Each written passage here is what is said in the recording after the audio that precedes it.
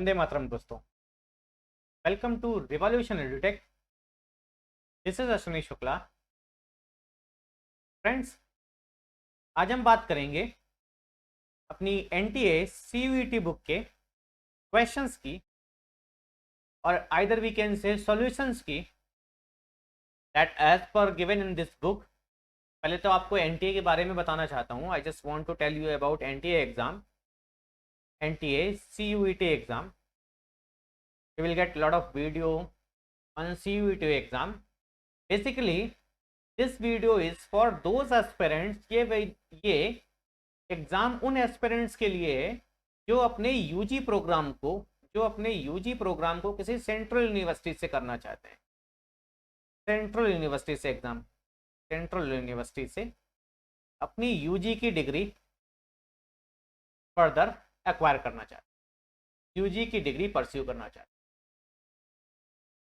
Before this year, इस साल से पहले क्या था, व्हाट वाज द पैटर्न क्या था, दैट ऑल सेकेंड यूनिवर्सिटी, हर एक सेंट्रल यूनिवर्सिटी का अपना एक एडमिशन का पैटर्न था। कुछ सेंट्रल यूनिवर्सिटीज 12th के एग्जाम को कंसीडर करते थे। 12th में आपके बोर्ड्स में कितने मार्क्स आ रहे हैं उसकी परसेंटेज पे एडमिशन होता था। On that basis merit list was there. और कुछ universities like BHU and AMU, इनका अपना खुद का एंट्रेंस टेस्ट होता था।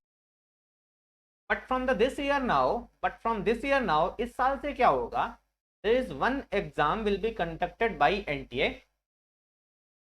एनटीए एक एग्जाम को कंडक्ट कराएगा, that is the testing agency. ये यूजीसी की जो टेस्टिंग एजेंसी है, ये एक एग्जाम को कंडक्ट कराएगा named CUET, central university entrance test. All across जितनी भी इंडिया में सेंट्रल यूनिवर्सिटीज हैं, दो सबके क्राइटेरिया अलग अलग होंगे। ऑल यूनिवर्सिटीज, हर यूनिवर्सिटी का क्राइटेरिया अलग अलग होगा। कुछ यूनिवर्सिटीज में लैंग्वेज टेस्ट रिक्वायर्ड होगा, कुछ यूनिवर्सिटीज में लैंग्वेज टेस्ट रिक्वायर्ड नहीं होगा। कुछ यूनिवर्सिटीज में आपको जो सेक्शन 3 है, एप्टीट्यूड का टेस्ट है, वो रिक्वायर्ड होगा, किसी में नहीं होगा। बट ऑटोमेटिकली अगर सभी यूनिवर्सिटीज को मिला दिया जाए तो सभी के जो क्राइटेरिया थे उन्हें एनटीए इस सीयूईटी एग्जाम में फुलफिल करेगा। हर एक यूनिवर्सिटी का अपना अलग अलग क्राइटेरिया होगा, that will be fulfilled by only single exam CUET 2020। In this exam you will have 3 sections. इस एग्जाम में 3 सेक्शंस होंगे, सेक्शन 1, सेक्शन 2, सेक्शन 3। सेक्शन 1 आपका लैंग्वेज बेस्ड टेस्ट होगा। जो आपकी लैंग्वेज है, you can see the notification, आप notification में देख सकते हैं जो लैंग्वेज हैं उनमें आप लैंग्वेज को चूज कर सकते हैं। सेक्शन 2 आपका डोमेन बेस्ड टेस्ट होगा, दैट इज आपको यूजी प्रोग्राम करना किसमें है। आपको फिजिक्स स्पेशलाइजेशन चाहिए, मैथमेटिक्स स्पेशलाइजेशन चाहिए, केमिस्ट्री में चाहिए, या कोई ह्यूमैनिटी का सब्जेक्ट करना है, व्हाटएवर, या किसी बिजनेस के सब्जेक्ट को करना है, जो भी आपको करना है। On that basis you will have domain test. Section 2 that will be in section 2, and in section 3 you will have aptitude test.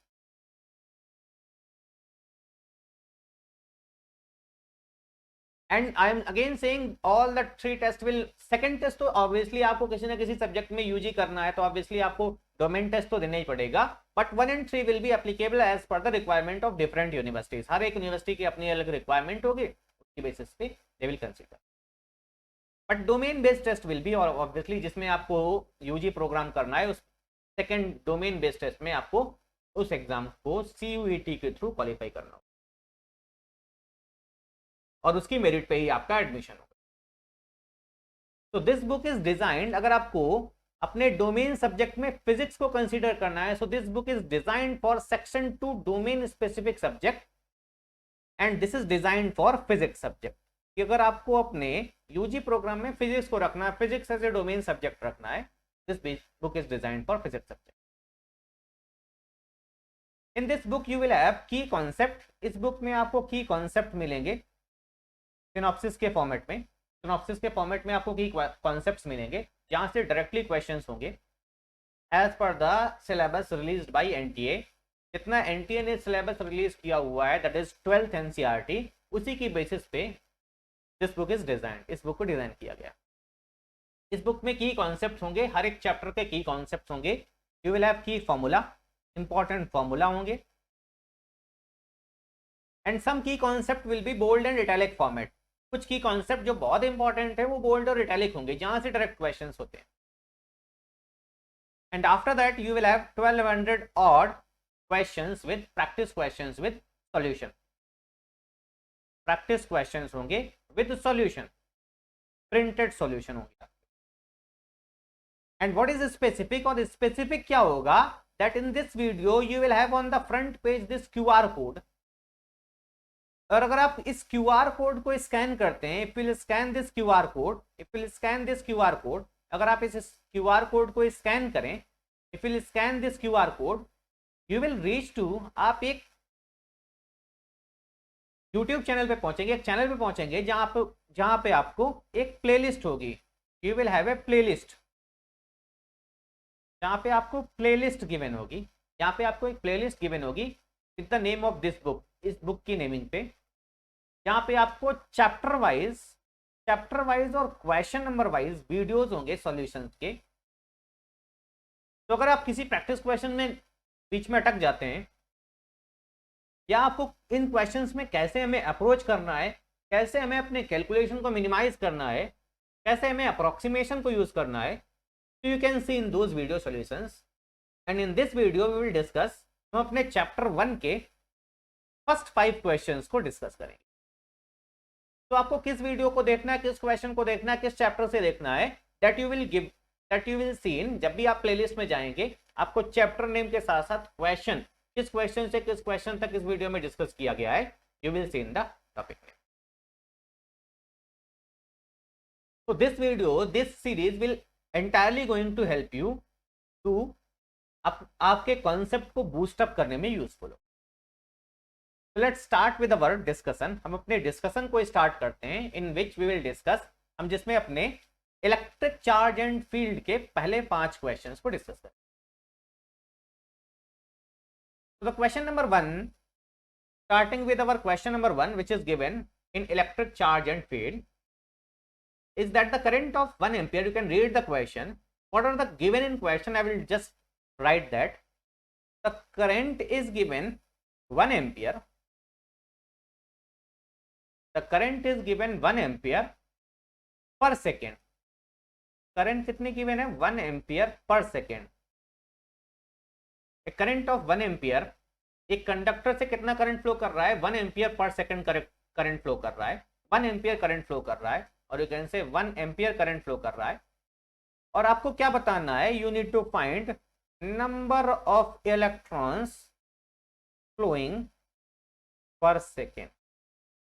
और आपको बताना है कि एक सेकेंड में कितने इलेक्ट्रॉन फ्लो कर रहे हैं. What is the time, time कितना है, 1 second, 1 second. Time given is 1 second.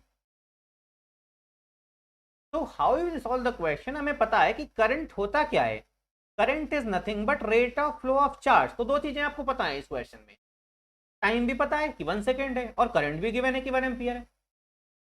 अगर आपको कहीं से चार्ज पता चल जाए तो बस हमें करंट और टाइम गिवन है, चार्ज निकाल लेंगे, और चार्ज हमें पता है, नंबर ऑफ इलेक्ट्रॉन्स आपको निकालने हैं, पर सेकेंड कितना फ्लो कर रहे हैं, 1 सेकेंड में कितना चार्ज फ्लो कर रहा है, अगर वो पता चल जाए you can easily found.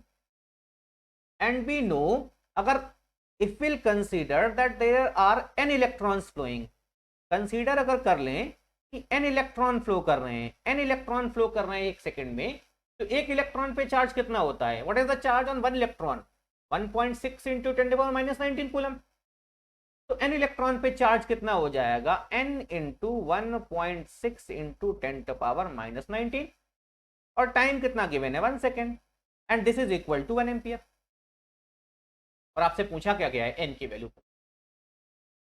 The value of n comes out to be, n की वैल्यू कितनी आ जाएगी, 1/1.6 इंटू 10⁻⁻19. अब देखिए यहां पे भी आपको एग्जैक्ट कैलकुलेशन नहीं करनी है. 10⁻⁻19 जो डिनोमिनेटर में है, ये न्यूमरेटर में पहुंच के 10⁻+19 हो जाएगा, डिवाइडेड बाई 1.6. और अगर आप इसको सॉल्व करना है तो आप इसको लिख सकते हैं 10 इंटू 10⁻18 डिवाइडेड बाई 1.6. आपको बाकी सॉल्व करने की जरूरत ही नहीं है, बाकी आपको सॉल्व करने की जरूरत ही नहीं है, क्योंकि आपको पता है कि ऑप्शंस आपके दूर दूर गिवन है. और ऑप्शंस आपके दूर दूर गिवन है, तो जो भी n की वैल्यू 10⁻18 के ऑर्डर का MCQ होगा, that will be your answer. और 10 डिवाइडेड बाई 1.6, ये आप करें कैलकुलेशन या ना करें कोई फर्क नहीं पड़ता है, करें कैलकुलेशन या ना करें, क्योंकि आपको तो पता है this will be of the order of 10⁻18। और ये मैक्सिमम होगा कितना, what will be this maximum value, ये मैक्सिमम वैल्यू ऑब्वियसली 10 से कम ही आएगी, क्योंकि 1 से ज्यादा से सब्ट्रैक्ट कर रहे हैं, तो 10 से कम वैल्यू आएगी, 10 से कम वैल्यू आएगी, क्योंकि 1 से ज्यादा से सब्ट्रैक्ट कर रहे हैं। मोर देन 1 हम इसे सब्ट्रैक्ट कर रहे हैं, हम एक से ज्यादा से सब्ट्रैक्ट कर रहे हैं, तो ऑब्वियसली जो फ्रैक्शन आएगा, 10 डिवाइडेड बाई 1.6, ऑब्वियसली ये 10 से कम ही आएगा। तो जो भी आपका ऑप्शन 10⁻18 के साथ प्रोडक्ट में 10 से कम है, दैट विल बी आंसर। तो by this way you can eliminate, हमें अब एग्जैक्ट निकालने की जरूरत नहीं है, एग्जाम में कभी भी एग्जैक्ट कैलकुलेशन नहीं करनी होती है जब तक आपको ऑप्शंस बहुत पास पास ना given. Moving out to our next question, will be second of this series.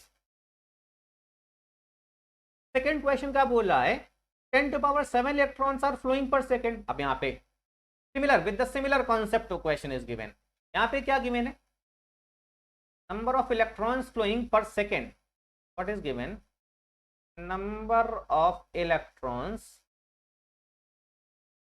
flowing per second is 10⁻7। अगर एक सेकंड में 10⁻7 इलेक्ट्रॉन फ्लो कर रहे हैं तो चार्ज कितना हो जाएगा, n इंटू ई। और अगर चार्ज n इंटू ई है और टाइम आपको गिवन है कितना, 1 second,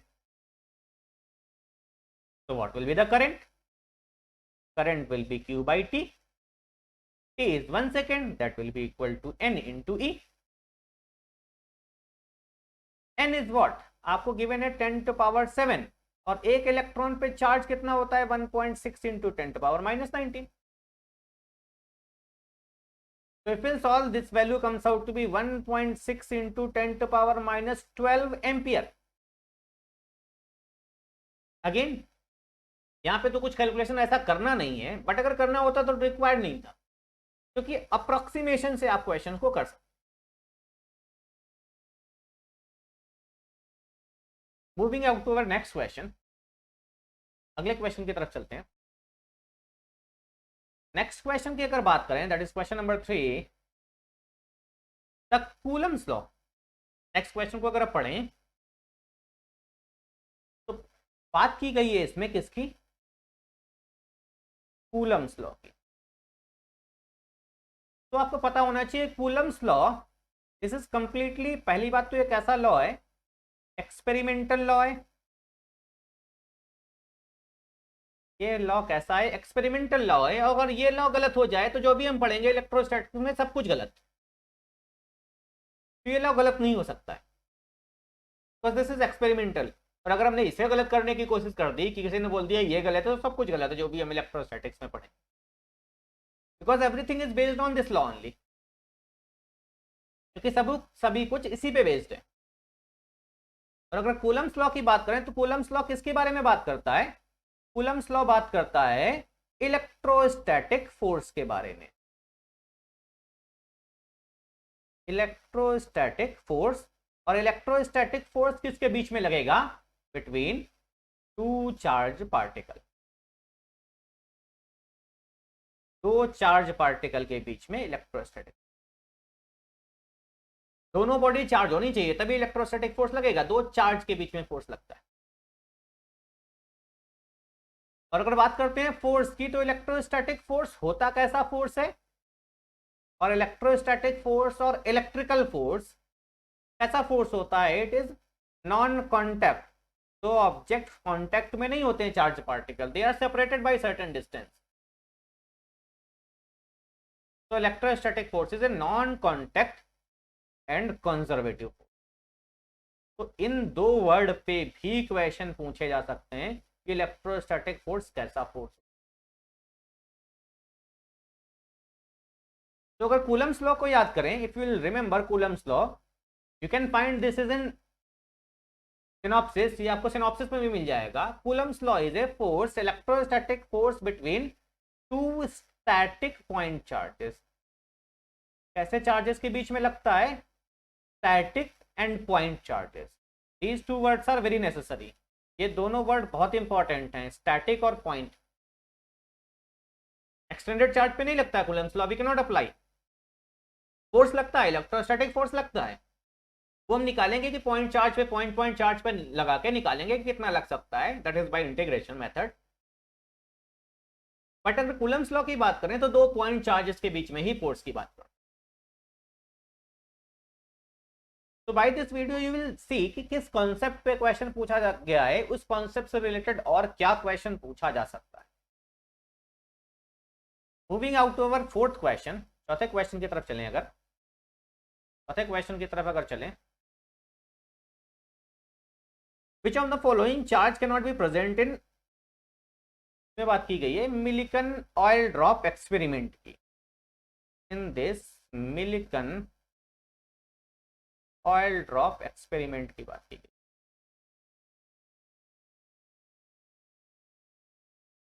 in this question it is asked about Millikan oil drop experiment. तो मिलिकन ऑयल ड्रॉप एक्सपेरिमेंट किससे रिलेटेड है? इलेक्ट्रोस्टैटिक फोर्स से रिलेटेड है। और अगर इलेक्ट्रोस्टैटिक फोर्स से रिलेटेड है मतलब किससे रिलेटेड है? चार्ज से रिलेटेड है। एंड वी नो किसी भी बॉडी पे चार्ज अगर होगा तो किसके कारण होगा? Because of either excess of electron, या तो इलेक्ट्रॉन की अधिकता होगी, क्योंकि एटम क्या है? न्यूट्रल है। एटम क्या है? न्यूट्रल है। क्यों न्यूट्रल है? बिकॉज जितने इलेक्ट्रॉन है उतने प्रोटॉन है।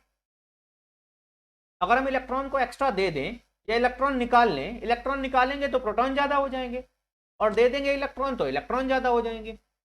तो जो भी ज्यादा होगा वही चार्ज, वही नेट चार्ज होगा। तो because of excess of electron, इसका मतलब एक ही इलेक्ट्रॉन, ऐसा नहीं कर सकते कि पार्शियल इलेक्ट्रॉन निकाल लिया, आधा इलेक्ट्रॉन निकाल लिया, या 1.5 इलेक्ट्रॉन निकाल लिया। It is not possible. तो अगर 1.5 इलेक्ट्रॉन नहीं निकाल सकते हैं तो चार्ज भी कैसे 1.5 के फॉर्म में नहीं हो सकता है। तो जो भी आपका चार्ज होगा that will always be integral multiple of charge on electron.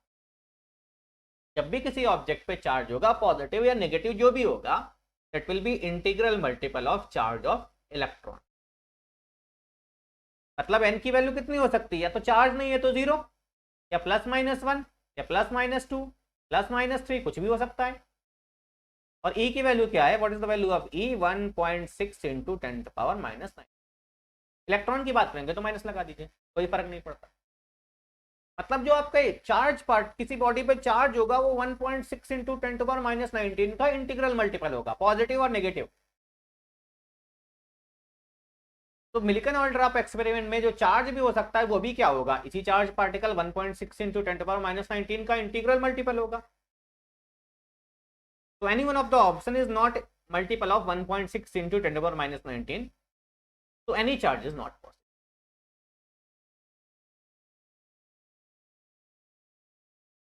Moving to our next question, which will last of this video, इस वीडियो का लास्ट क्वेश्चन होगा। That identify the incorrect statement about electrical charge। इसमें क्या question क्या पूछा गया है? About the property of charge। Charge की प्रॉपर्टी पे क्वेश्चन पूछा गया है। And you will find all the property in synopsis।